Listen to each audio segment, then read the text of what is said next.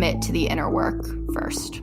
If we're energetically holding ourselves and our content and our businesses back, then it's a lot harder to grow. This work is what really got me to the point where I would take the bet on myself. From To Be Magnetic, this is the Expanded Podcast with your host, Lacey Phillips.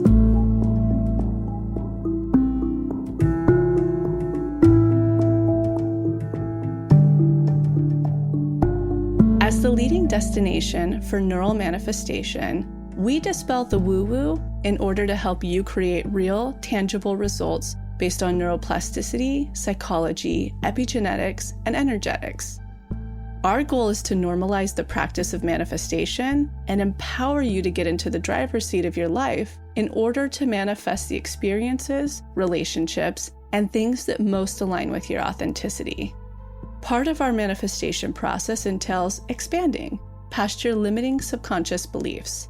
Therefore, by tuning into this podcast with interviews from experts, thought leaders, spiritual teachers, scientists, and those with neural manifestation success stories, you're starting the process of expanding your subconscious in order to see to believe that anything you desire is possible. And by pressing play, the process begins.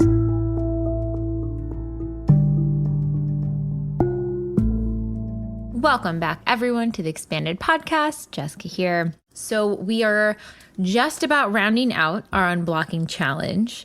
We have gone through 6 weeks of different DIs through safe, unblocked, fear, anxiety, and aligned action. This is our aligned action week. And we have such a perfect episode to really inspire you to take that action. So today's guest is Kat Norton of Miss Excel, and she has gone on to manifest 6-figure months in her business, becoming her own TikTok creator by sharing tips on how to utilize Excel spreadsheets.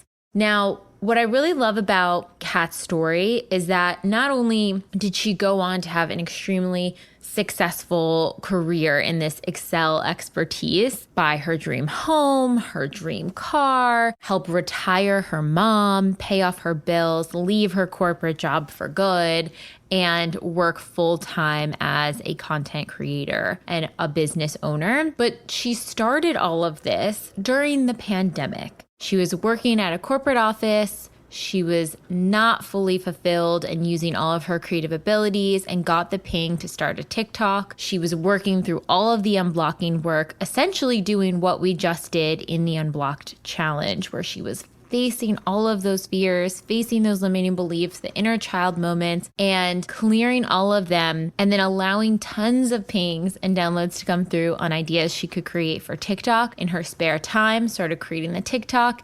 And when timing aligned, where the TikTok was growing so large, she was able to monetize off of it. She was able to transition full time into her business. I know this episode is going to be so impactful. She's a massive expander. She's been on countless covers sharing her tools and techniques. She's been on The Verge, Insider, New York Times, Business Insider, Forbes, CNBC. The list goes on and on and on. I'm so excited for you to be expanded by Kat, to take that aligned action and to connect with your manifestations on the other side.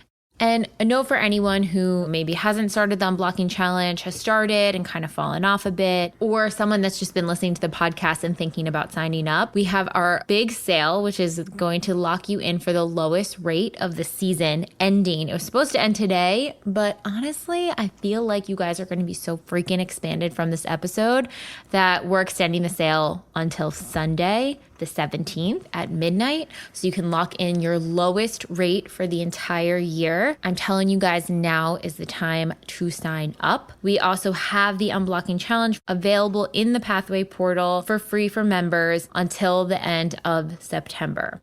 One thing I think I'm probably going to do is continuously work with these DIs and journal prompts and concepts multiple times over this summer. I may even do all 5 during 1 week, or maybe 1 week I'll do unblocking again, or maybe I'll take myself through the whole challenge again. but it's going to be so powerful to really strengthen those new empowering beliefs, the new neural pathways, and be able to unblock in order to connect with your manifestations on the other side. And when we take that aligned action, super speeds, guys, I'm telling you. I'm so excited for you guys to hear this episode. It's super expansive, and stay tuned for the outro, and I hope you guys enjoy. And now a word from our partners.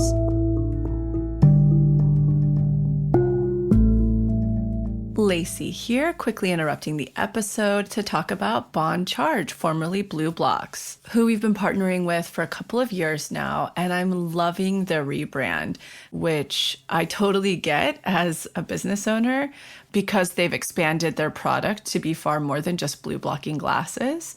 And I love the meaning behind their new name, Bond, which we know good. Charge is energy. I mean, so many new things to talk about, but it embodies the DNA of their product. Good energy, Bond Charge, which is bringing to life the optimal way you deserve to feel. And then red in their new logo, which is really, really beautiful, symbolizes life. And it's the color of their signature blue blocking lens, which is really beautiful that they kept that incorporation. So not to be confused, but Blue Blocks is now Bond Charge. One of their new products that I think is really, really cool, I used to, when hungover, and just when I would wake up puffy and I'd have to be on camera, I would take the old Swedish trick. I think I read this once that Kate Moss used to do this before photo shoots. I would take essentially an ice cube and rub it all over my face to try to depuff and to close the pores in. But of course, it was a mess of melting ice, and it would take multiple ice, and it would slip through my hands, etc. And they came out with a really, really incredible ice face roller that's super affordable. I've been using that daily. So lately I've been swimming in the ocean every single day, replicating my old water polo practice only for like 20 minutes. And I was really horrible at water polo, but I just had never been in the best shape of my life as I had been at that time.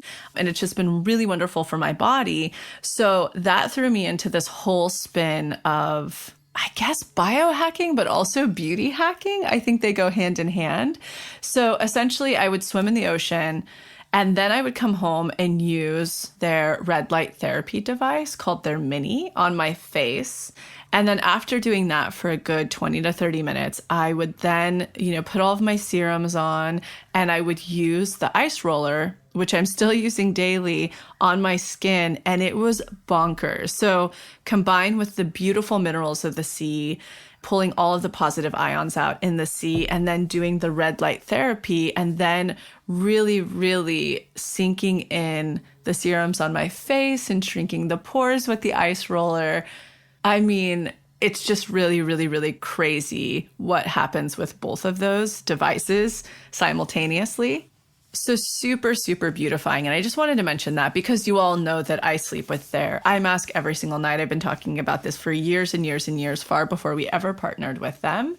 I use their blue blocking glasses every single day, using literally the aviator ones right now as I'm recording this. So beyond all of their incredible light blocking and blue blocking devices and tools, I really think it's worth noting how beautifying their new red light therapy devices are, along with their new cold therapy. Highly suggest it.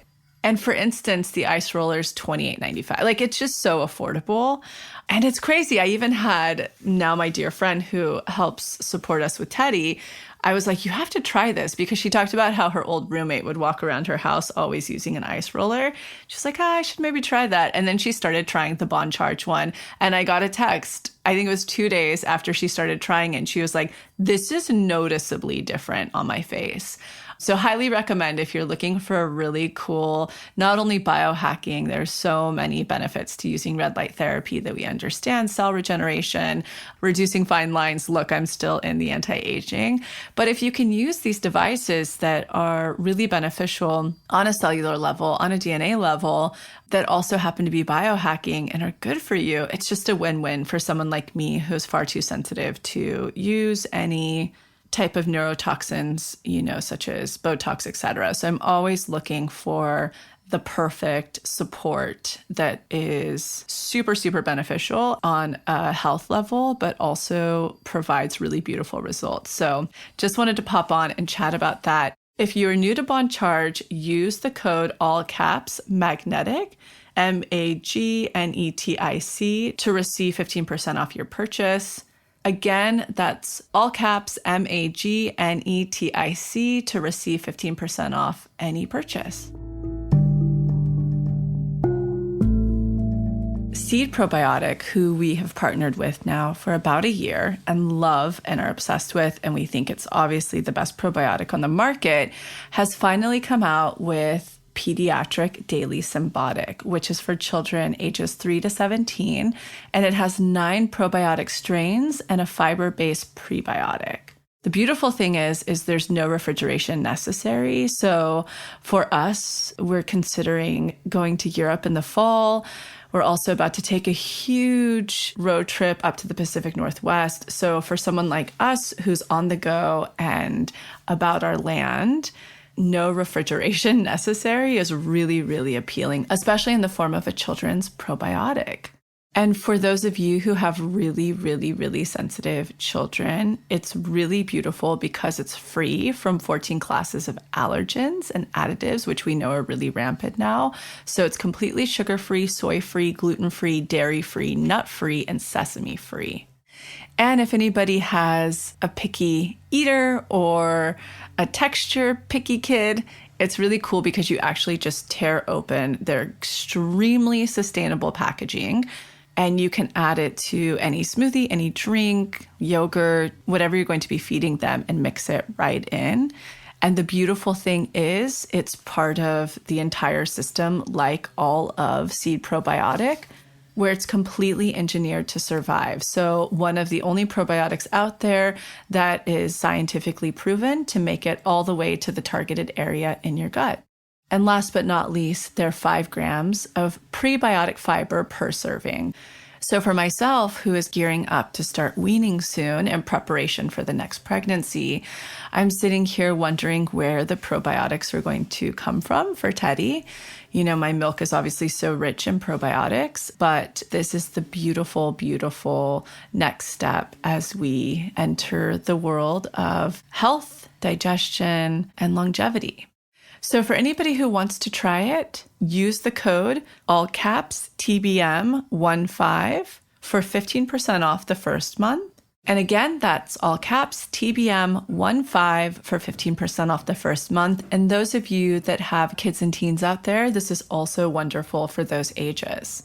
So thank you, Seed, for creating yet another perfect product.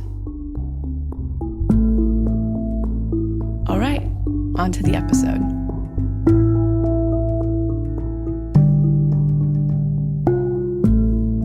This is a very highly requested process guest, and this doesn't happen often.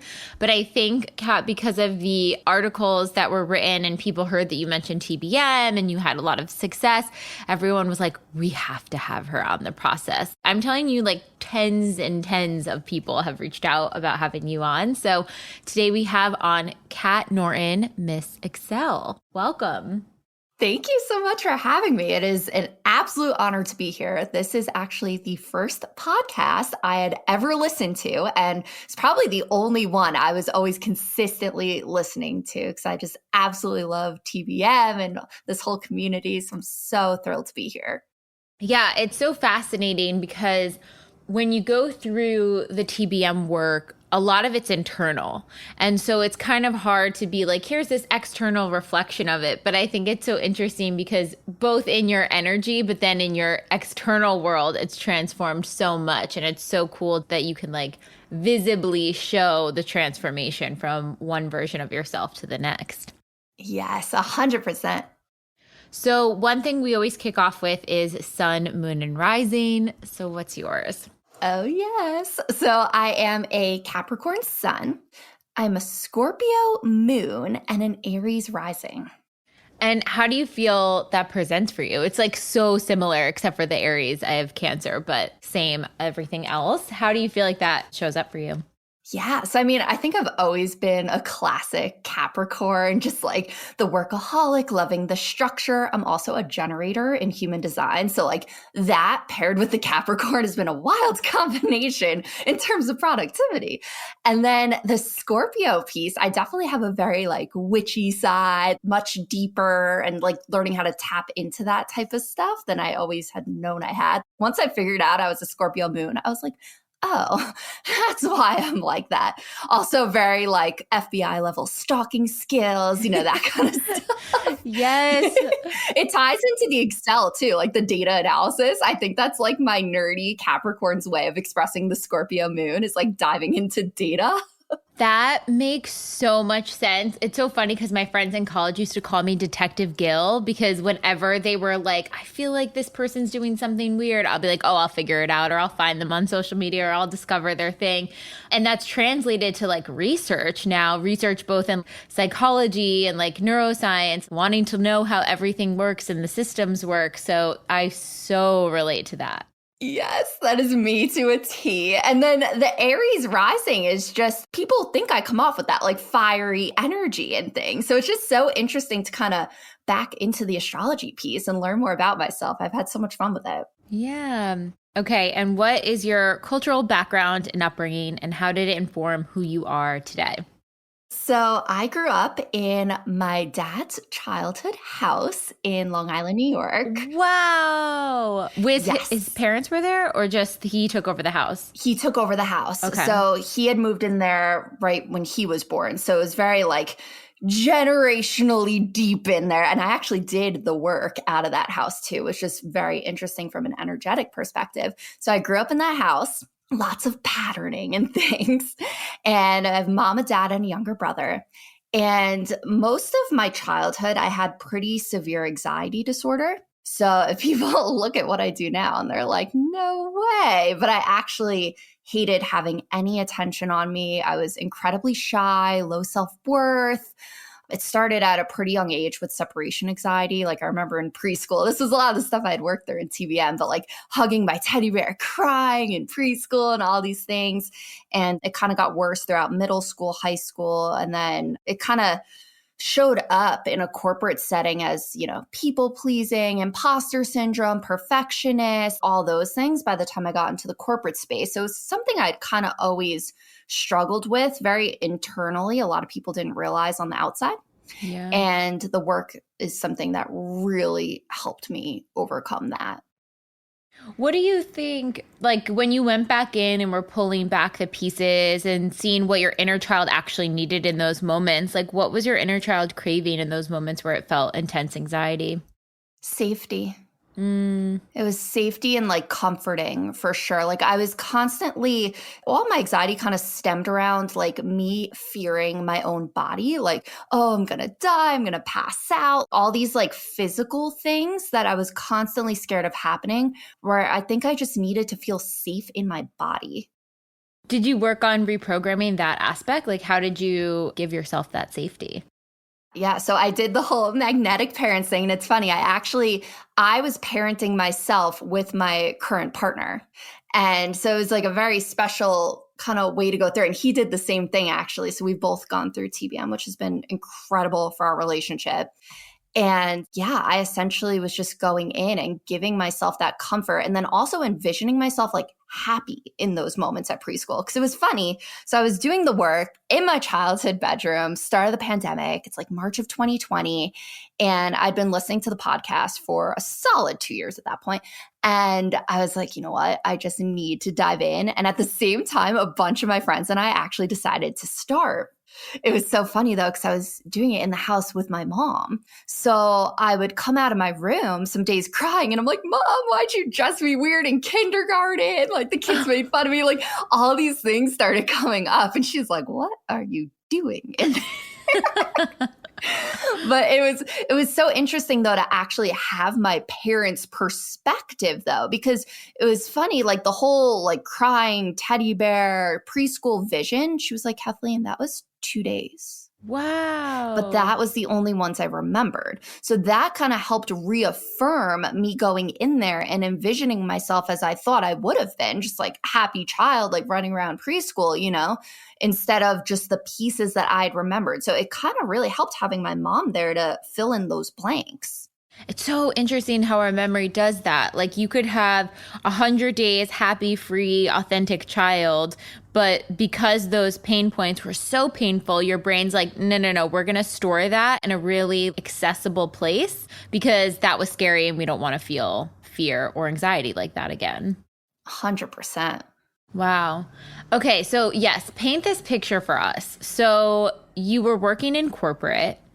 When did you realize you wanted to shift your job and sort of go through your list? Like you had a dream job on there, you had a digital nomad lifestyle, your dream home in Sedona, dream car, off-roading vehicle. Like talk about, it was really like a 2-year super sped portal almost since you started the work. So kind of walk us through that story.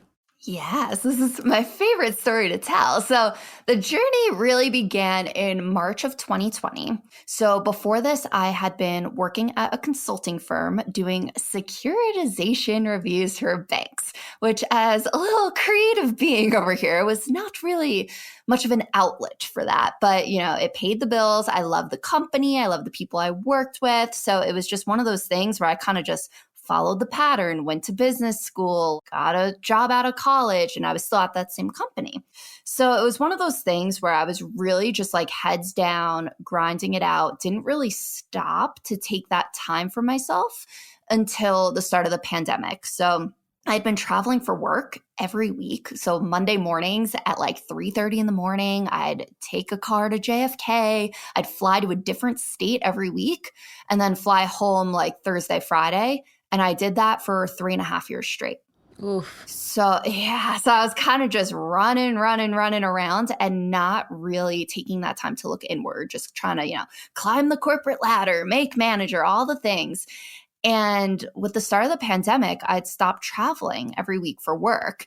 And I'd never moved out of my parents' house because I was like, well, I'm only home on the weekends. It doesn't make sense to pay Manhattan rent or something. So, and I also had a ton of student debt. So I was like, all right, I am just really home right now in my parents' house. What am I doing with my life? And I had some time to really stop and think. And I was diving into the expanded podcast, and I had decided to start doing the pathway. And classic Capricorn, I just deeply admired the level of structure to this program. I was just like, ooh, yes, this is for me. And even Lacey was actually one of my first expanders because I was looking at her platform with TBM and I was like, oh my gosh, like this woman is brilliant. So I started diving in. I am just eating it all up at this point. I get a special notebook for it. I'm taking notes. I go through how to manifest. And then I started digging into unblocked inner child. And classic, as I'm going through, there was a section where it's like, you go through each of the different age ranges and then you kind of pick, which one stood out for you the most to do. I think it was like 6 to 8 times at the time. And I had like 5 out of 6 I wanted to redo. So I built out, a little grid and I'm marking my progress going through each of the different ones. And just every day, I ended up doing actually twice a day because at that point, I just wanted to get out of inner child land, move on to shadow.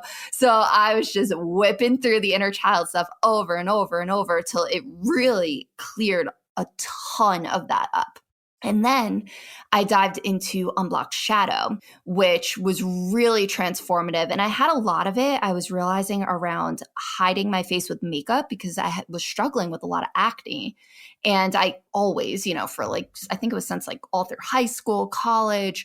So that was something really interesting to like face that shadow aspect of myself and really embrace it and be open about it and talk about it instead of just like caking my face with tons of makeup the second I opened my eyes before I'd like walk out the door of my dorm room to go to the bathroom. Like I had this whole kind of facade going that I was really able to release.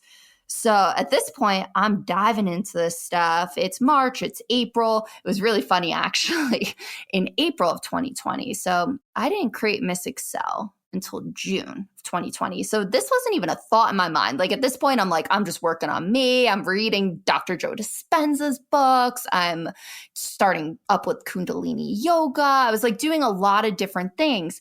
And I turned to my mom one day. I come out of my bedroom. I forget. I think I was in shadow or something. And I come out of my room and I was like, Mom, I'm going to be rich and famous soon, so I need you to prepare your nervous system for that. Oh my gosh, I love it. It was so funny. And she's like, Kathleen, what? Like, just like, go clean your room, feet on the ground type of vibe. Because they grew up with the classic, big Irish family, scarcity energy. And that's something I've really had to kind of combat with her because it was funny. She was just like, what are you saying? And then less than 2 years later, I retired my mom.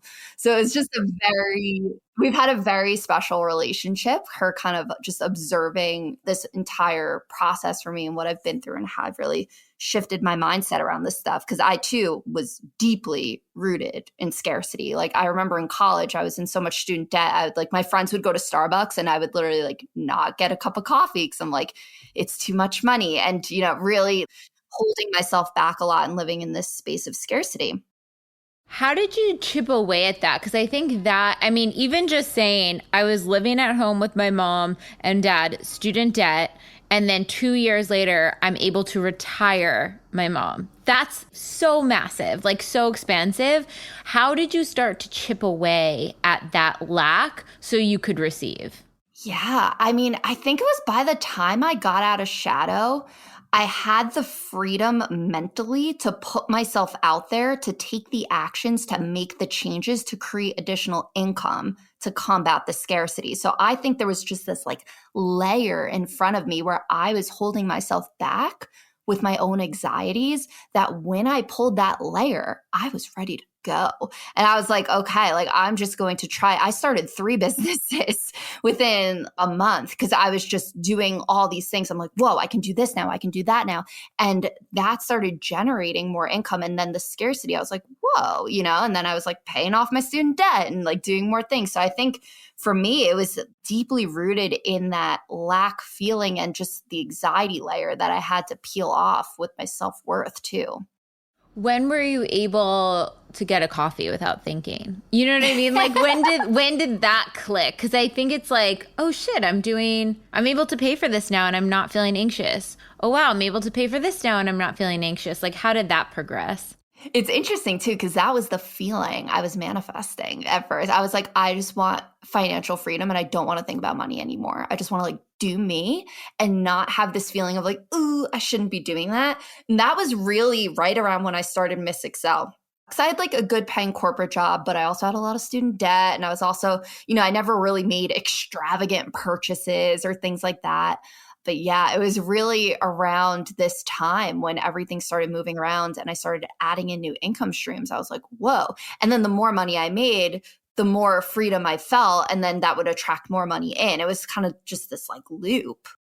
So it kind of sounds like you, in a way, you open the portal by going through inner child blocks and shadow blocks. And then having that abundance come in, you actually expanded yourself and like saw to believe that you could afford things. And when you saw that you could afford them, that's what pulled you out of the lack. And then feeling like taking the action through stepping through the fear of lack brings you more abundance. Amazingly said. Yes. Wow.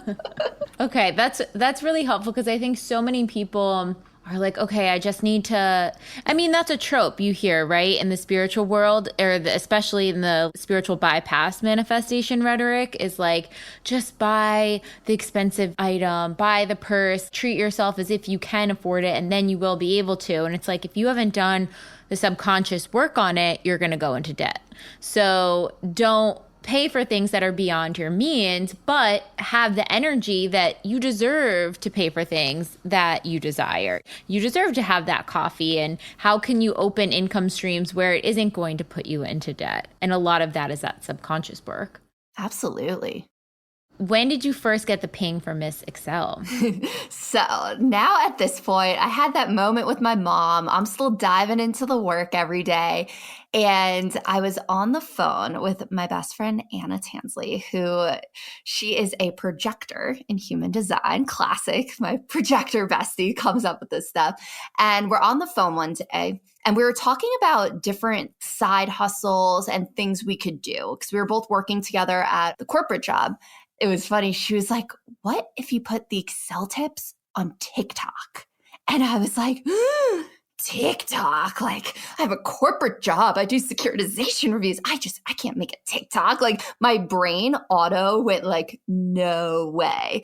And a little backstory on the side at my day job, I was teaching Excel for fun. So right when I started, I built out a little Excel training program internally for the company. And then someone looked over my shoulder and was like, what is that? And they backed me and had me flying around the US hosting Excel training. So it was kind of just my passion project. It was my way of being able to help people in the best way I could because it was a strength that I had that people needed. And I was like, I'm just going to get this out there. So we were trying to think of ways I could take that skill set and turn it into something on the side to create more income, more freedom, and help more people overall. And when she said that, it was funny that I'll never forget. It was like a lightning bolt hit me or something. I was glitching out because when she said it, I saw the Excel screen above my head and me dancing under it. Like I got the vision of what my content would look like when she said it, even though my conscious mind was like, no, no, no, no. My gut was like, you must make the TikTok. And my brain was like, you cannot make a TikTok. And it was so funny. So I have the vision. I saw it. I'm in this state of internal turmoil for, I think it was about 48 hours. I remember my boyfriend Mike coming in and he was like, what's wrong? I was literally just in tears. I'm like, I don't know what to do. I have this idea. I don't know if I should do it. And I was kind of like energetically, just like back and forth. And it was a Friday afternoon. 3:00 comes around. My meetings get canceled. I'm in my childhood bedroom. I'm like, you know what? I'm just going to give this thing a shot. And I had the vision of that Drake song, the twosie slide, left foot up, right foot slide, to the left and the right function in Excel. And I'm like, you know what? I'm not going to do my hair and makeup or anything. I'm going to do a dry run to see if I can even get an Excel screen above my head because I had not video edited a day in my life. So I watched a 40-minute YouTube video on the easiest video editor I could find called WeVideo. I literally Googled like easiest video editor. And it came up. So I was just so determined to like see my vision come to life. Like I get such satisfaction out of seeing things that are in my mind like materialize. And I was like, all right, I'm just going to give this a go. And I, filmed the dancing part. I filmed the Excel screen. I edited it and was like, oh, this is actually really cool. So I do my hair and makeup. I film 10 more. I go to bed that night and I wake up the next day. I turn to my boyfriend. It's like 6 a.m. Something just wakes me up and I'm like, oh my gosh, I have the name. And he's like, what? I'm like, it's Miss Excel. And he's like, oh, amazing. Like it was literally so early in the morning, but it just like hit me the second I opened my eyes. So I grabbed the handle on TikTok and I decide not to tell anybody what I'm doing. Because at that point, I was like, this is so out of the box. I'm 27 years old. I'm about to start dancing on the internet. I'm going to keep this DL. So I was like, I don't even know if I'm allowed to do this with work. I was trying to like decipher my contracts. I'm like reading through them. I'm like, I think it's fine. So I only tell my mother and my boyfriend. And I start posting one video a day on June 7th, 2020. And by my fourth video, it reaches 100,000 views. It was this like X look up to that DMX song, X gonna give it to you. And it starts getting pushed out to all these people, including a lot of people I know, which was like a whole little like shadowy piece. I was like, oh my gosh. By day 6, the CEO of an IT company reaches out to me and is like, hey, I love your teaching style. I'm looking to create G Suite training videos, now Google Workspace, which is essentially the Google version of all the programs I was teaching for students, parents, and teachers, because this is when all the schools were starting to go digital with the pandemic. And, clearly I'm a Microsoft gal, but I knew the products were pretty similar. I figured I could teach myself. So I was like, okay. So I formed an LLC. I bought a green screen and a ring light, and I pushed my bed out of the way in my childhood bedroom, moved all my furniture into a corner. I have like a little 12 by 12 room. And I set up this little studio. So I would work my day job. Then I would film videos for this guy, sell them back to the company. And then I was still making the Miss Excel content at this point because it lit me up. It was helping people. It was getting great traction. It wasn't making money, but I'm like, at least it's, an opportunity magnet. It was so interesting too. I had wrote down on a piece of paper because I was trying to figure out how much to charge for this freelance work I was doing. And I told Mike, I was staying with Mike and my mom, and I was like, I want to pay my future house mortgage with this side hustle. And I literally wrote it down on a notebook, like my side hustle makes me X.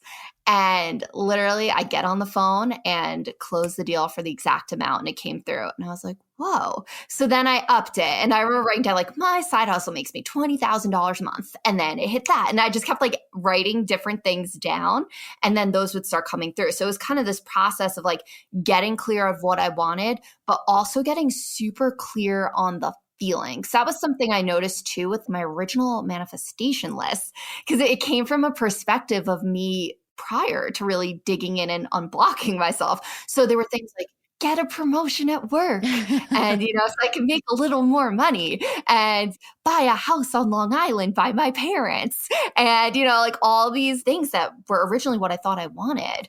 But then if I dug deeper into them, it was, I wanted a promotion to get financial freedom, or to at least have a little bit more of it, and like I wanted a house to have my own space with Mike. I ended up calling in things on like a 10 times greater scale than what was on my list, because my conscious mind couldn't even fathom the level of things I would be able to call in. The side hustle, for example, I couldn't have imagined that. Like, that's not how I thought I would ever make money on TikTok, it was from a side hustle. Yeah. It just kind of shows about manifesting, the feeling of what we want, but let the universe take care of the how, Yeah. And I'm curious too, like how often did you go in to update your list as you were up leveling? Because I can imagine that, okay, initially it's, I want to raise at work for financial freedom, got the ping, followed this Miss Excel thing. This could be another portal, not really sure how it's going to look. Okay, let's just like dapple in it and like see what happens. And then you get this consulting job or this job with the CEO to create these videos. Okay, cool. What could that price be? You hit what you're expanded enough to call in. You hit that and you're like, cool, let's keep going. So how often do you feel like you were updating your list as things were coming through?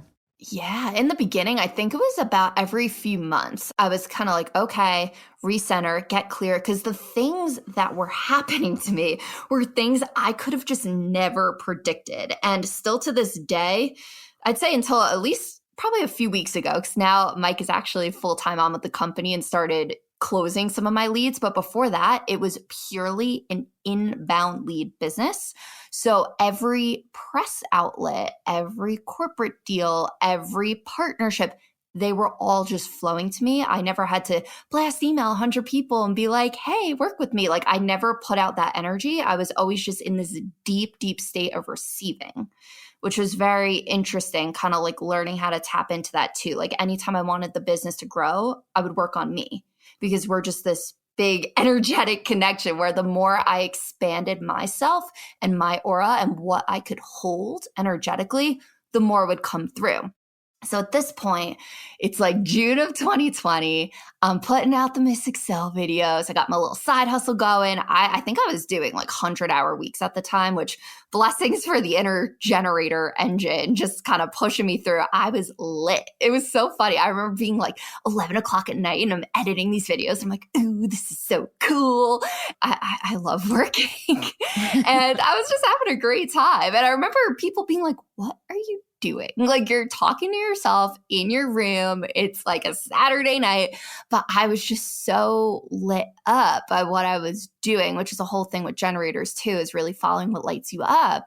And it was just creating this engine within me to keep whipping things out. So now at this point, I think it was like 3 weeks into June, and I have my first TikTok video go quote unquote viral. And I'll never forget, I looked down at my phone and I'm just getting blasted with notifications. Like every second I was refreshing my screen and it was like 15 more followers, 15 more followers. The whole screen would fill up. And I was like, whoa, what is going on? And the video got 3.7 million views. I looked down at my phone and a day later I had 100,000 followers on TikTok.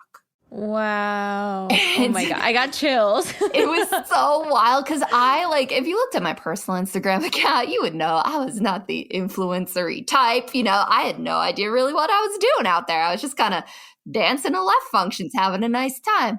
And people were loving the content though. And, classic, there were people who loved it, people who hated it. We live on a polarity planet. And then we had the squad in between who were just like, what is she doing? There's dancing, there's Excel. What is this? Because when I first started the account, there were no other Excel influencers in the TikTok space. There were YouTubers, but I remember looking and was like, nobody's doing it. And now there's like 40 of us out there. But at the time, it had created so much polarity because people were just like, whoa, like Excel dancing together. What is this? That it really got it off the ground in the algorithm. And at this point, I had, classic, like a bunch of baby boomer generation, like parents, friends, and things being like, oh, well, TikTok is going to get banned in the US. So good luck with that type of energy. And I was like, I'm just going to have to create an Instagram. So I made an Instagram and I thought some people would pull over from the TikTok side, but only 2,000 people did. So at this point, I'm like, okay, I need to go viral on Instagram. So at this point, I was spending a lot of time really reverse engineering how I had gone viral and figuring it out. And for me, it is all a game of energy. So I view content essentially as energy transmissions. So when I create a video, it's the energy I put into it. It's my vibration when I'm creating it. It's the energy when I'm physically posting it. Like if I'm in a bad mood, I will not post because that energy is attached to the video that is being sent out. And first off, I would never want to blast out bad energy. But secondly, that just kind of crushes it in the algorithm. If you have these darker thoughts going on where it's like, ooh, what if it triggers this group of people? Or, what if my hair looks bad? Or what if this? And you go into it with essentially layers of blocking on yourself, that kind of holds the video back in the algorithm. So really for me, it was about creating things that were so true to my authentic self and things that I loved and things that I was generally proud of. But then that really helped me get into the Instagram algorithms with Reels. And next thing you know, I had 50,000 followers on Instagram in like a week. And then it grew and it grew. And I kind of just kept going viral, I'd say every month or so across the platform. So the following started growing so dramatically. And at this point still, I'm not making any money from Miss Excel. I was just pouring out tons of free content because for me, I really created this to help people. Essentially with Excel, it's a tool that can be used to empower people, make people feel confident at work, get promotions, get raises. I just wanted to essentially alleviate the anxiety that I always felt that a lot of people feel when they open up these programs and they just feel like incompetent or just anxious or, I wanted to help eliminate that on a large scale. So I just kept whipping out content, every day or so. And by October, I was like, ooh, I should really have a course. And it was funny because a lot of my following have been reaching out being like, hey, do you have a course? Do you have a course? And what did I do? I Googled, easiest to use course platforms and kind of backed into it. And the TBM portal was a huge inspiration for me, just the video quality, how it was set up. And I was like, wow, I bet I could create something similar, but Excel. So I took 2 weeks off from my day job, was on vacation, aka in my living room, and I sat down and mapped out the coolest Excel course I could possibly fathom. I sat with that outline and was just infusing it with as much fun and creativity as I possibly could. Because for me, like this was such an exciting opportunity to manifest something out of my head and create it in reality. So I filmed myself 100 training videos and then edited every single one and started selling it Black Friday of 2020. By January of 2021, so 2 months later, the passive income from the course sales was more than I was making each month at my day job. So at that point, I was like, girl, you got to rethink your priorities. Like, I am giving my day job 40 hours a week, and Miss Excel really only took me like 10, but it was making the same amount of money. And it was funny. I was on the phone with Ashley Hanawacker, one of my business coaches, and she was like, what are you doing at that day job? And I was like, oh, health insurance benefits, which is something, I was being fed by my parents too. They were like, what are you going to do about health insurance? What are you going to do about this? What if 401k, no match? I was like, Mom, this is going to bring in so much abundance that we're not even going to think about the health insurance. Like I'm not going to let free health insurance like hold me back in my job, Yeah. So it was really kind of facing that and just having this confidence in myself, which I really feel that entrepreneurship, that's what it really is. It's taking the bet on you.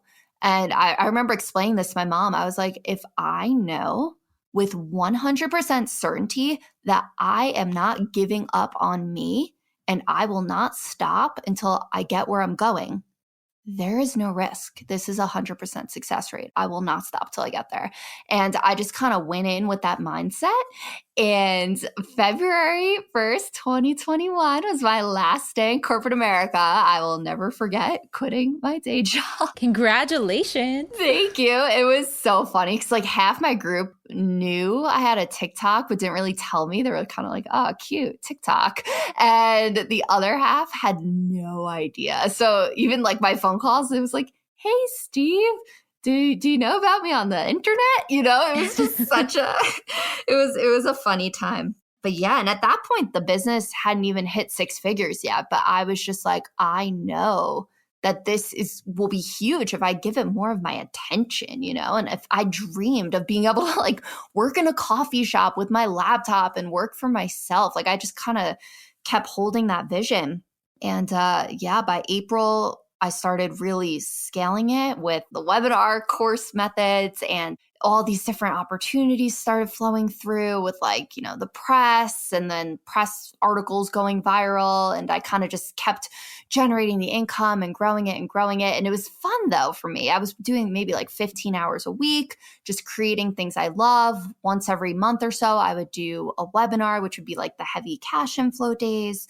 And the whole thing scaled to a 7-figure business within a year of that.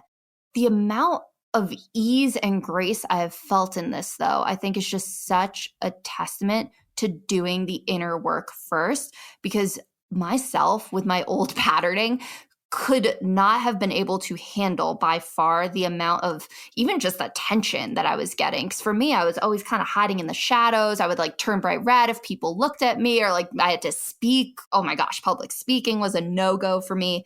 And now I'm a keynote speaker speaking on these types of things. So it was such a huge part of getting me to where I'm going. And I'm not stopping. Like I know my highest self is still up there, and I just keep doing work on myself every day to try to get to that spot.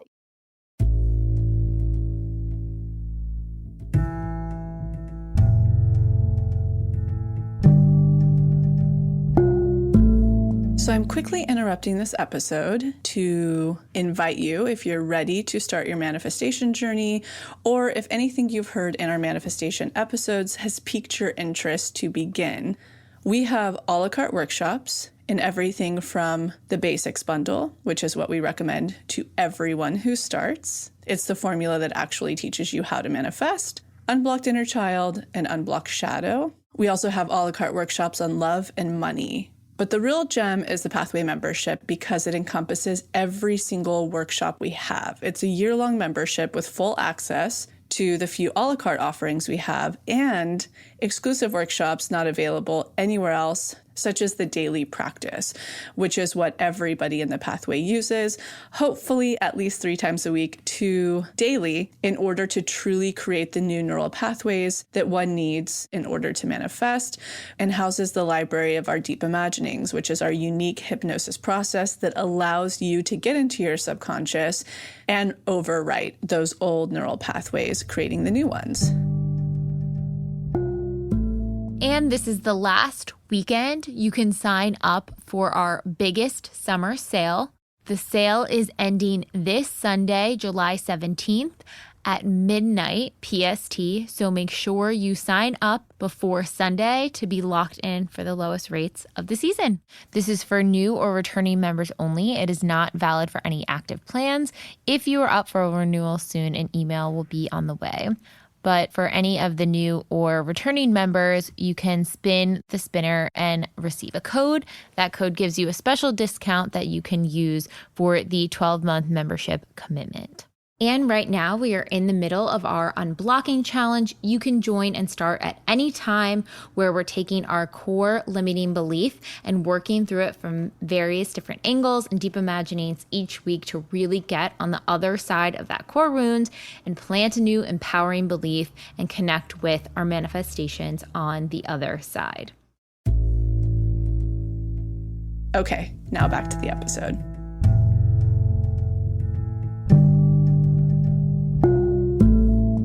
So going back a little bit, when you talked about preparing your energy before posting, I think that's a really interesting way to look at social media and the content we share and how we share things online. And you could say this is like a spiritual bypassy thing, but I think it's also curating the intention behind it. And I think it's the subconscious work on top of it. So let's say you felt fear and you were worried about hater messages or whatever that is. What would you do to combat that? Because you can't just say, oh, well, too bad, I'm going to do it anyways, or fake it till you make it. You know, like, how do you process if you are feeling real fear or scarcity when you were about to post something? Well, those are the best times, because then we can look at what is triggering us and what we are scared of and dive into it and clear it up.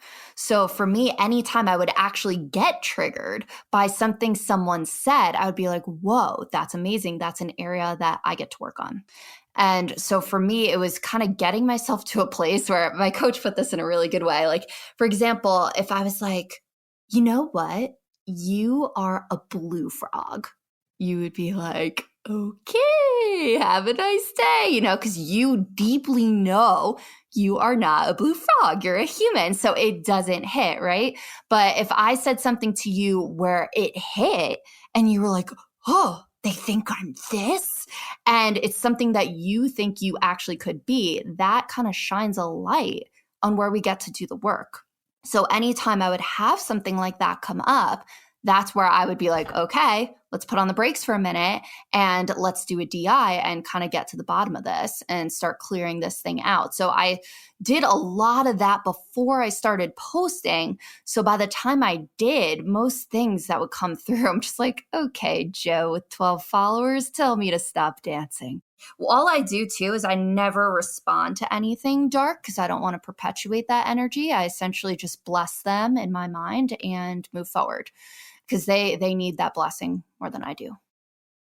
I love that. So just for anyone out there, breaking down this process is, if you are feeling, before even sharing something, oh no, what if they make fun of my dancing? Oh no, what if they do this? Oh no, what if people think this is so corny? Or what if this friend from high school sees it and thinks I'm lame? Pause, go into the DI, self-soothe, start to heal that stuff, whether it's trigger DI or shadow and inner child workshop, start to heal that, then post and see what presents on the other side of that. Yes, I love that. The trigger DI is my go-to. Okay, and the other piece is, how were you holding space for these gigantic up levels? Because it is so much attention so quickly, so much money, different from where you were at before so quickly. How did you both like ground into your nervous system, but also mentally hold space for this interaction? So I'd say a big part of it at first, which I still do now, is energetically, I am 10 steps ahead of where I am. Like, I think Entrepreneur Magazine posted the other week, was like, Kat knows she's a billionaire and she is riding through time to get there. But like, it just energetically, I am always just 10 steps ahead. So when the things come through, it's kind of like my body expected them. But sometimes things happen, actually pretty often, that I don't expect. For example, when I was on the Verge podcast with Nilay Patel, it ended up really going viral, like 50 different publications globally made articles on it. It was, girl, manifest $100,000 day. And just like, and for me, like, it's really, really important to talk about the manifestation perspective, because I think from an entrepreneurial standpoint, it is something that is completely overlooked, and the importance of energetics in terms of business. But it was one of those things where I was planning that month to like lock myself in a house and like whip up 6 courses and just grind it out. And next thing you know, I'm like on all these podcasts and press interviews and meetings. And actually my nervous system, this was around like November, December, started glitching pretty hard. My eyes kept twitching. My hands kept shaking. I was having like little baby panic attacks. I was like, whoa. So I just dug deeper into myself and was like, okay, we got to keep expanding for this. And a big part that I realized helped me too was getting into a better physical environment. So for example, I was a digital nomad for 18 months. So every month, Mike and I would rent an Airbnb somewhere in the US and move our whole lives.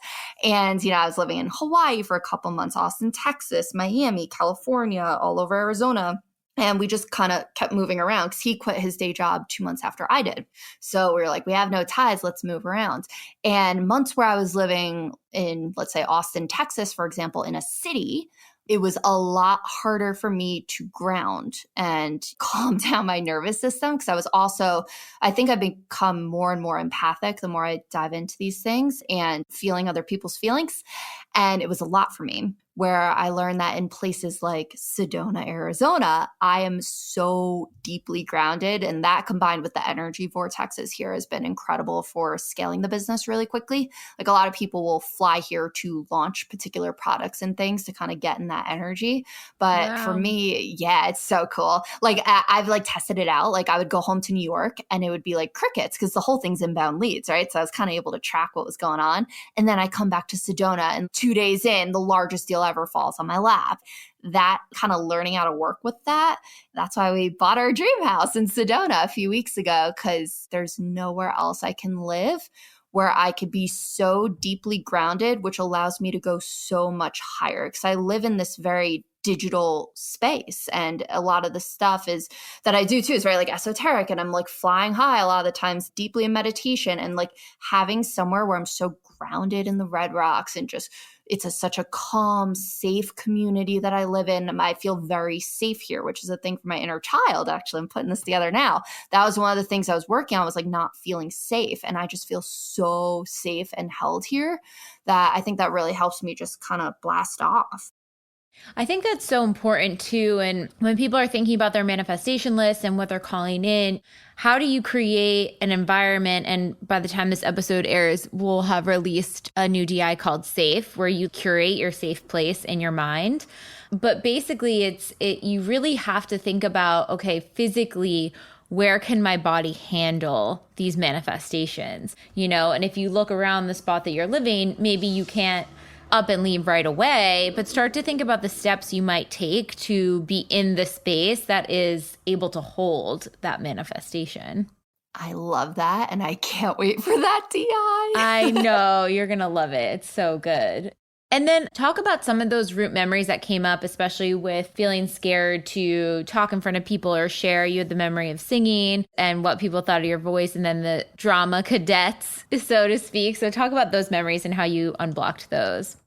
This is one of my favorite stories that I really figured out and was able to kind of like piece together. Like, this was one of the first times when doing the TBM work where I was like, whoa, here is that core memory from age 0 to 7. And here is how it manifested into my current reality throughout like years of my life. So this is my favorite example to talk about. So in kindergarten, in my yearbook, I wrote that I wanted to be a rock star. And for me, I don't think it was as much about the singing because I didn't really, know motivational speakers were like a thing then. It was more so I wanted to be the one on the stage. I loved going to concerts with my dad. Like I was always looking at the person on the stage and was like, wow, I want that to be me one day. And then in first grade, I had one of those plastic toy microphones, the ones that make like the little echoey noises. And I was singing into it in front of my family. And my mom, bless her heart, she was absolutely right. Your girl was not gifted with a vocal cords like Beyonce. But she was like, Kathleen, you're great at a lot of things, but you can't sing. And little me took that as I'm not worthy of being the one on the stage. So then years go by. Now I'm in middle school. I'm kind of like back hiding in the shadows. The anxiety's taken over. I'm hating any attention on me. I don't raise my hand in class unless I am absolutely sure I'm right. And by middle school, what group of friends do I call in to continue to affirm this belief? Because your mind will constantly call in things to reaffirm your beliefs, is the drama cadets. So all my friends are the ones on the stage and in choir, and we're in the carpools and they're singing. And I am the one like untalented friend always in the audience watching my friends on stage. And it continues to really manifest throughout my life and just like the way I conduct myself. Very soft-spoken, just hating giving presentations. I remember trying to like barter with my teachers before class, being like, can I just present this to you after class so I'm not up in front of everybody? I was just trying left and right to get out of presenting. I stopped having birthday parties because I didn't want the attention on me, didn't feel worthy of it. And then by the time I got into corporate, I kind of had a hold on the anxiety piece of it, but it was more so just showing up in those classic, imposter syndrome, perfectionist, not really stepping out of my lane. I was very much in a spot where I would only do what I was comfortable with. But it was so cool to be able to trace that memory back. And I just had this moment where I saw all the dots connect and was like, whoa. I think it's so powerful too, because when you go back and trace those memories, not only can you comfort those different ages and versions of self, but then as you take action, put yourself on the stage of TikTok or stage of being a keynote speaker, you are healing that inner child who wanted to be a part of the drama cadets or wanted to be a singer in all of those moments. Absolutely. It's so cool how the whole thing really came full circle. And I think that's why I get such like a deep level of satisfaction out of continuing to explore this space and create things and be more in the public eye. Like it's something that I thrive in now. Normally before this, I would have practiced a presentation thousands of times. And now I just go into them and kind of wing things, or like podcasts, for example. I get into a state where I channel and like the words just come out and I listen to it after and I'm like, whoa, where'd that come from? But kind of learning how to tap into that spot where beforehand I was just blocking it and just over practicing and just coming off very rehearsed. And I still kind of do. This might be a little Capricorn thing, or Scorpio even. But I think things through 20 levels. I control things, which I think was a part of the anxiety as well, where now I kind of free flow more. So how did you talk about like almost the portal day that you called in your home and a couple other manifestations came through?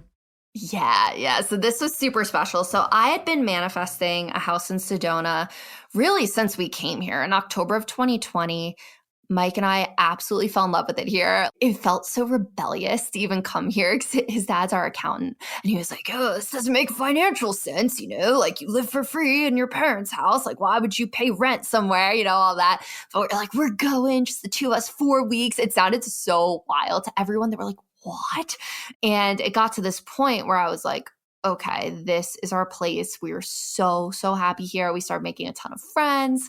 And I had this vision of the house, and I'd seen two parts of it through meditations and dreams, where one part was like big white open space with like this giant picture window. And then I'd also seen a large balcony. I didn't see exactly what the view was because there's a lot of different mountain ranges in Sedona, but I had this like big expansive, like I wanted expansive. So I had no idea how much money I could get for a mortgage because I had had these limiting beliefs being poured in my ears that, as an entrepreneur, it's hard to get a mortgage. And every time someone would say that to me, I was just like, no, nope, not for me. Nope.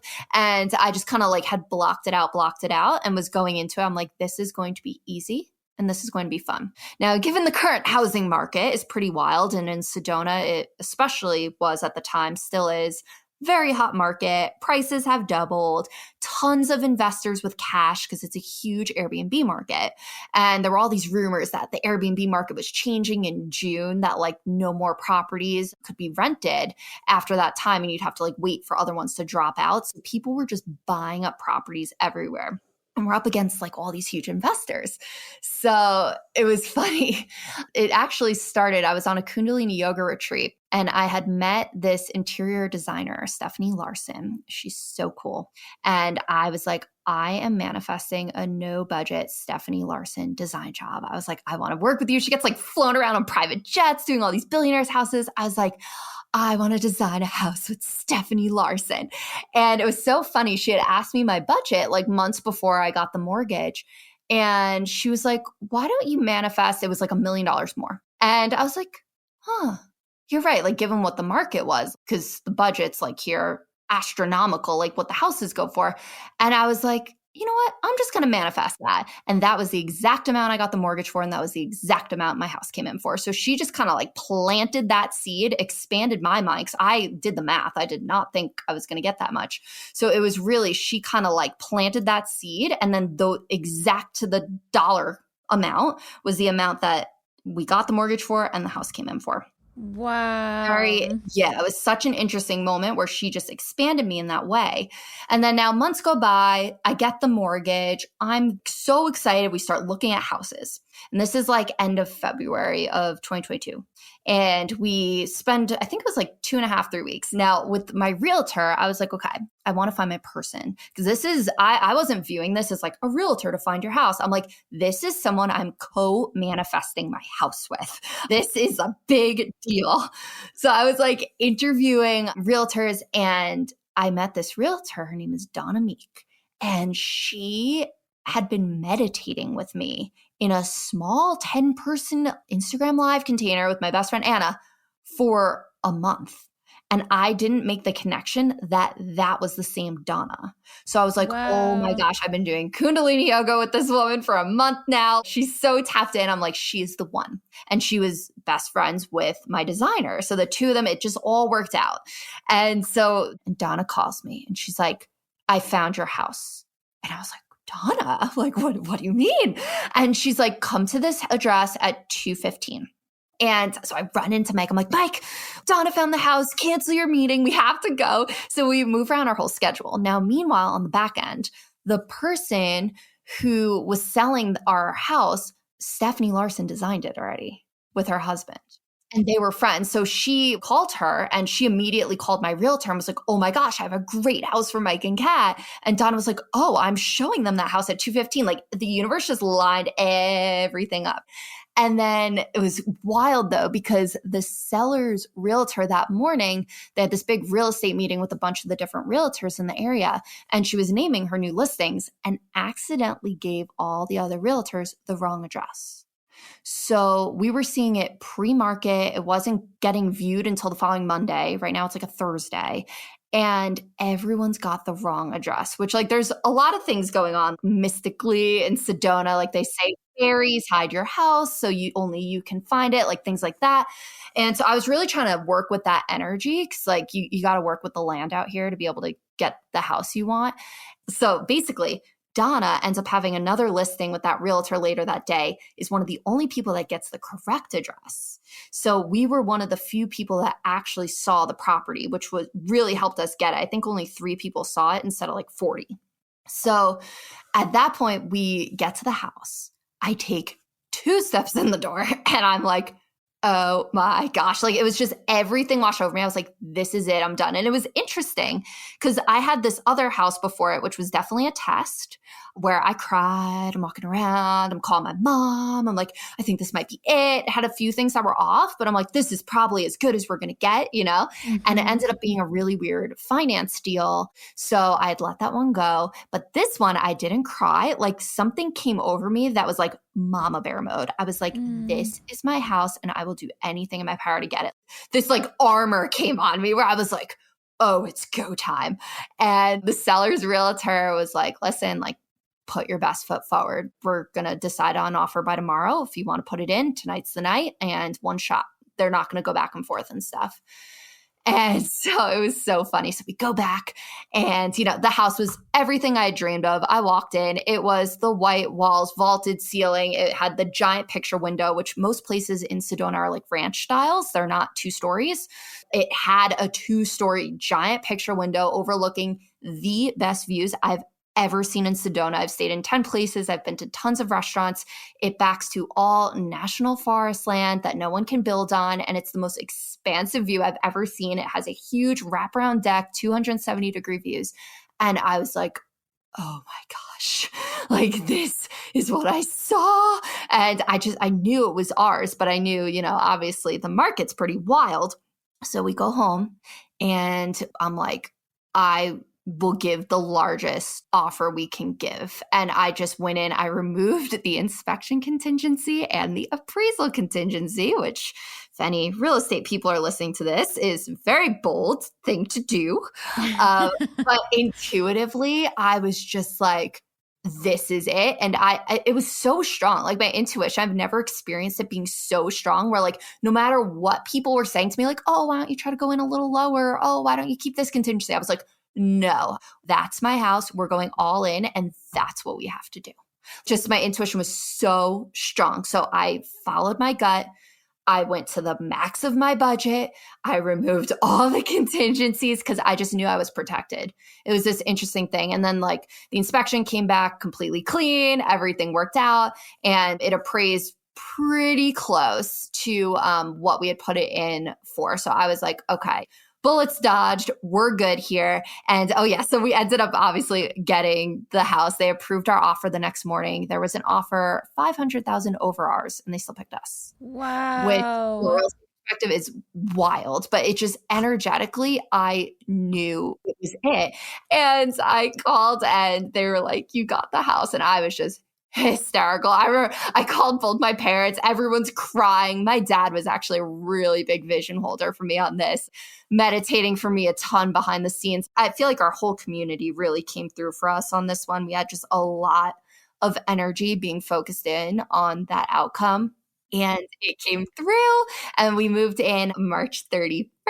And it has been such a dream. It actually came furnished as well. By Stephanie Larson, right? Yeah, exactly. Wow. By Stephanie. Oh and we're gosh. giving it our own special touch. She's actually coming over right after this to kind of plot out because we're doing a few little changes. But it was just so cool to have something that was, you know, already had her touch. And it was just so full circle that she had come up with the amount that the house was and called in. And it just all worked out. So it was just the wildest thing. And then it was crazy. So when we got the keys to the house, it opened up this portal where, so Mike and I had always had this ongoing joke for 5 years. We've been together for a while now. It would be like, I'm going to buy you a Porsche. And he was like, no, I'm going to buy you a Porsche. And we'd always kind of push each other in our careers and vision hold and whatnot. And we were at a photo shoot in Phoenix and we were right by the Porsche dealership. We hadn't started looking at a car yet. We had been renting cars and houses this whole time. So neither of us owned a car. He used to work for Enterprise. So we always had like a company car.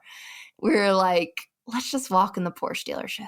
And now there's a massive car shortage right now. There's also a very massive Porsche shortage right now because they don't make very many of them to begin with. And they're like, yeah, we really don't have any cars. We have like 1 or 2. They're like showing me their Excel spreadsheet with all the cars and they're like taken. And people order them years in advance. But obviously we needed a car now. Like we just had a house. We had no vehicle. I told them what I wanted. I was like, listen, we've been dreaming of a black Porsche 911 convertible, red interior. And he's like, well, that's really interesting. And he's looking at a spreadsheet. And I'm like, what? He's like, someone dropped out this morning for a black 911 Porsche convertible, red interior. What? And, at this point, I'm like, Mike, this is our car. I'm like, and classic, at a car dealership, I'm not playing it cool at all right now. And Mike was in the car industry, so he's looking at me, he's like, stop it.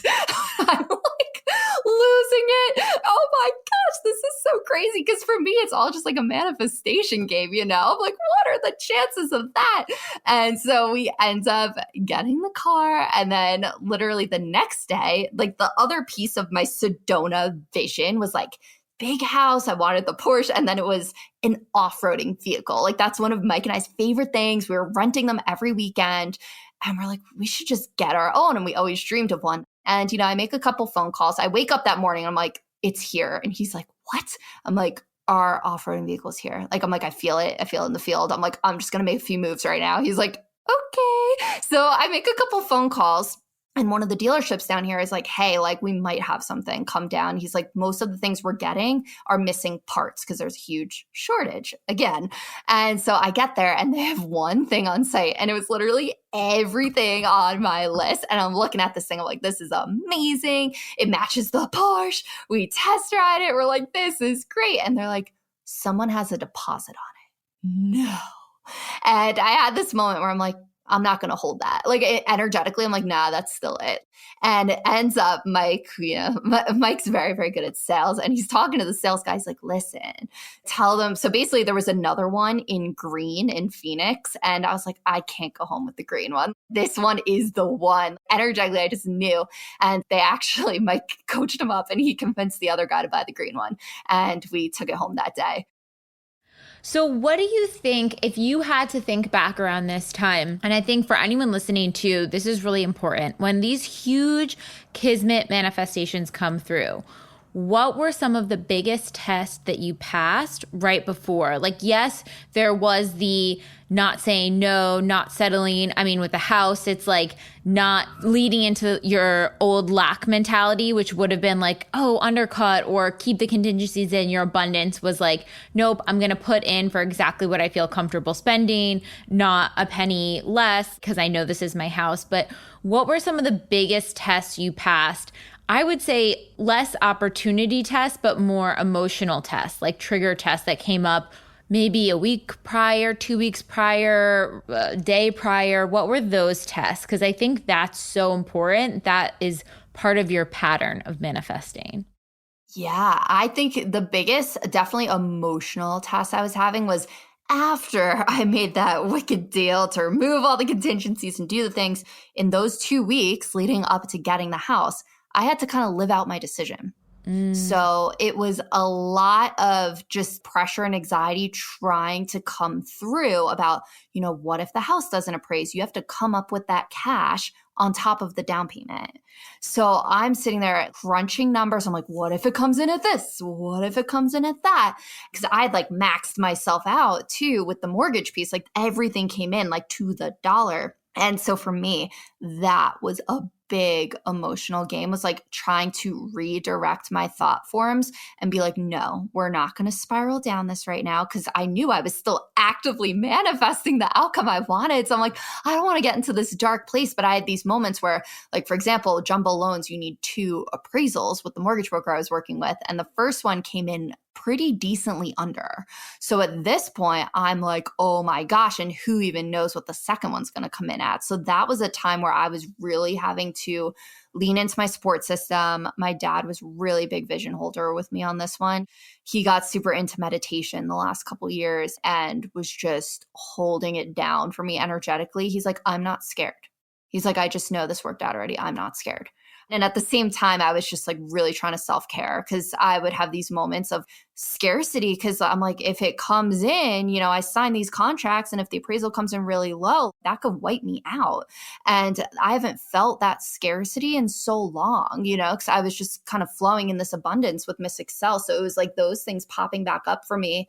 And it was really interesting because I hadn't felt like that in a while. And it was kind of cool, though, to feel the polarity of that again, because I remember looking at Mike and I was like, I will never feel like this again. I'm just going to blast things off after this, because it was like a sticky situation. And we ended up getting the appraisal looked at again, and it came in much higher, and it was amazing after that. But it was really those couple weeks where I was living out that bold, intuitive moment where I just went in like guns ablaze, and I'm like, yeah, let's remove everything, take all my money, and let's do this thing. And everyone's like, what? But I just knew like that was how I had to do it to get the house, because I was up against higher cash offers. Right. What do you think that core wound is there? What is that sort of limiting belief that you had to fight against? I'm not worthy of it. I'm not in abundance. Like, what is that sort of negative mantra that you were counteracting? I think it was this fear of it's all going to end, the rug being pulled out from underneath me, thinking like this could all end. Like, like this is the end of your prosperity run. And that's something I still am always working on in myself, where I keep just having to like get myself on that track where I'm holding the vision of where I'm going and not flip back into the scarcity mindset of, oh, this could be over tomorrow, like nice run, you're done here type of thing. I think it's so powerful because you'll probably notice as you move forward too that some of your biggest manifestations will come through after you step through the fear of that. It's almost like you have to comfort the part of you that's scared. Okay, what if it does all go away? Well, is my self-worth still here? Am I still good enough? Am I safe? Okay, yes. All right, great. Then I can step through it. Yeah. And so it's showing yourself you can. Like I felt so empowered when I like made the deal and the things came through. Like after the house came through, I was like, I'm never doubting myself again. The house, the car, like it was because, Mike is more of my financially sensitive counterpart. Like he'll be the one being like, okay, like, do we need a Porsche right now? Like, but I'm like, nope, that's it. Energetically, like intuitively, I'm really learning to trust that intuition more and more, because I just knew like that was our car. That was our house. Like I just like knew it and kind of just did what I intuitively knew I had to do. And like after those moments, being on the other side of it now, incredibly happy with everything and how it played out. I'm just like, wow, I'm just not going to doubt myself again. And I think it's those moments where we kind of train our minds to keep trusting and trusting and trusting that intuition is what really helps things get easier. 100%.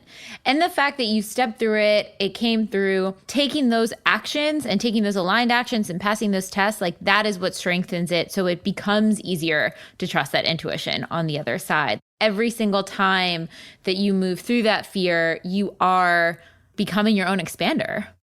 Yeah, absolutely. It's like mental training, and like that's how we grow. It's like pushing ourselves out of our comfort zone, follow your intuition, do the thing. It's that messy action, Once we unblock, then it's like, do we do it or do we not? And like taking that messy action just keeps kind of showing ourselves that we could keep going with it. What is one piece of advice that you would offer to someone who's in the 2020 version of you, who might be living at home with their parents, or they're thinking of launching a business, but they're stuck in another job that they're feeling really unfulfilled in? They're really excited and lit up hearing your story. What would be one tip for someone just starting out on that journey? I would say commit to the inner work first.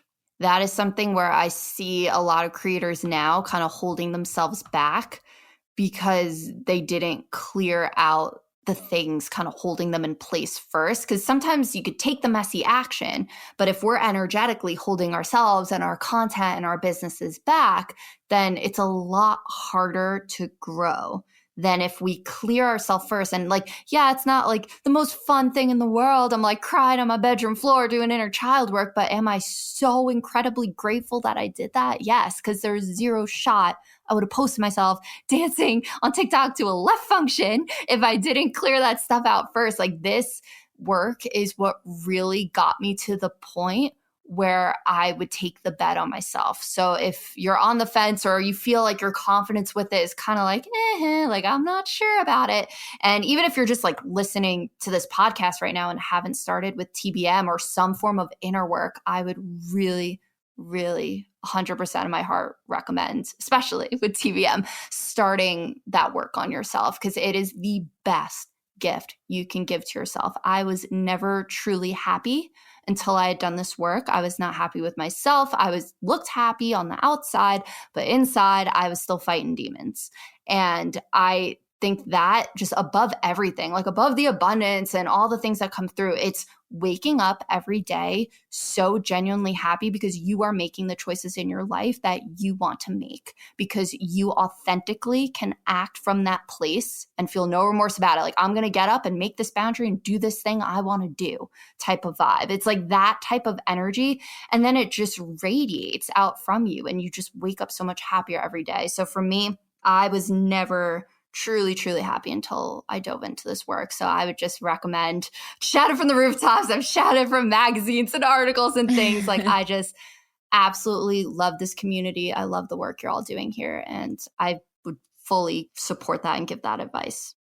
I'm just thinking of your inner child singing on that microphone, like how happy it must be right now to be in the situation you're at, just like living your authentic truth, sharing your skills and blessings and everything with the world. It's so beautiful. Yeah, it's such a full circle type of thing, you know? That's why I think I feel so just happy and fulfilled now, because every day I'm just like doing cool things and just doing things that light me up, and like having the ability to say no. That was something I had to work on a lot too, to just, especially as a generator, you got to be doing what lights you up, you know? So I just kind of learned to ask my body, is this a hell yes? And if not, it's a no.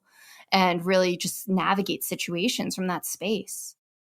So expansive, Kat. So excited for what's next for you. I know it's going to be massive, and I hope you are enjoying your massive up level in the meantime. And we're just so grateful to have you a part of this community. I'm so grateful to be here. Thank you so much for having me. This was something I've been manifesting for a long time. So it is just so, so cool to be a part of this and to be on this podcast. Amazing. Thanks so much. And we'll see you next time, guys. Bye. Bye.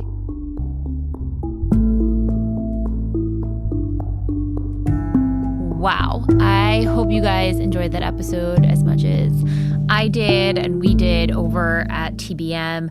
It's so powerful, and she really nailed it there at the end. It's not about all the abundance and the shiny things and all of that. It's living in alignment with your true, authentic self, whatever that looks like.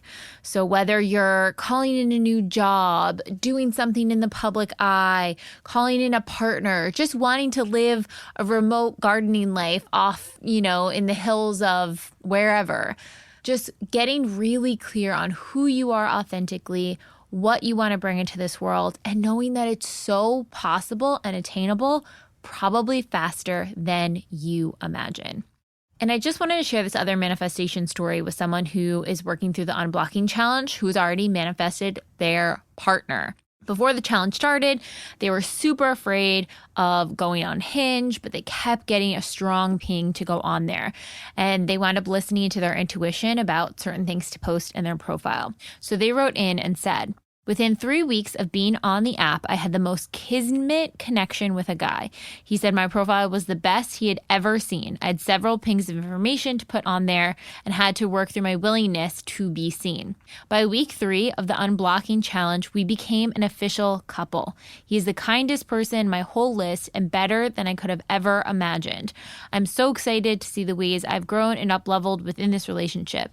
Thank you again for everything. This program really works. Happy manifesting." I'm telling you guys, when you commit to your own internal practice, when you commit to the work, when you clear through those blocks, when you show up for yourself, things shift, and things can shift quickly.